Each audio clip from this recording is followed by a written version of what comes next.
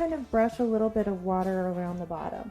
Not a whole awful lot. The great thing about using water on your fondant is that fondant really sticks best to itself with water. Now you can of course use something like Tylose glue or simple syrup if you want it to be really super sticky. You want to make sure it's not going to move anywhere. But I found for borders it's really not all that necessary. Water's going to work just fine for you.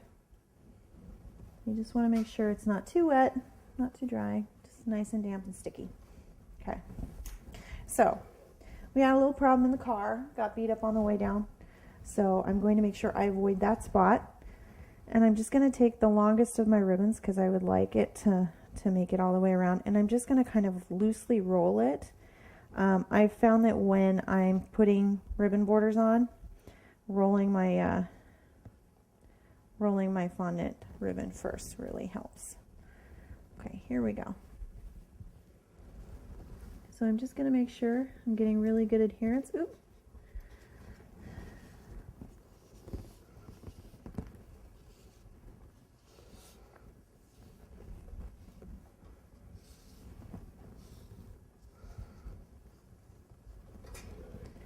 Look at that, almost perfect. And then all I'm going to do is with my sharp paring knife, I'm actually going to cut through both layers of ribbon so I get a very nice, sharp, clean finish. Kind of pull this out. Here we go. And this is where, you know, for cleanliness sake, you really want to make sure that those edges line up nice. Kind of rub your finger on it and you can really kind of make that seam disappear.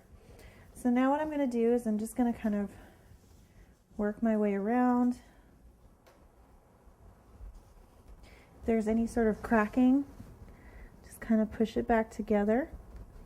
Sometimes you can use either a little water or a little shortening, make it go back together. But the great thing about having that kind of variegation in color is that you're never really going to see those problems. And if you see any kind of fuzzy areas that you want to clean up, just go ahead and use that paring knife and run the edge around the top of it. It's really going to clean it up. It's going to make it look a lot nicer and cleaner for your finished product.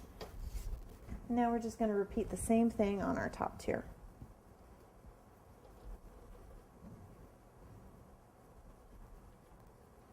And make sure you put your seams in the same place.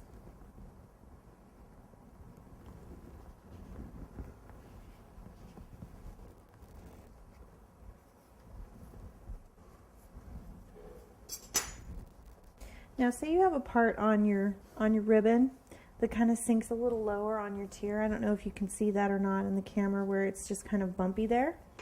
All I can do is I'll take my paring knife and just kind of rub it along the bottom and it'll push it underneath that tier. It'll really clean up that bottom edge and make it a little more uniform looking. So if you have kind of a problem spot like that, that's one of your options. And once again, if you just take it and kind of clean it up afterwards.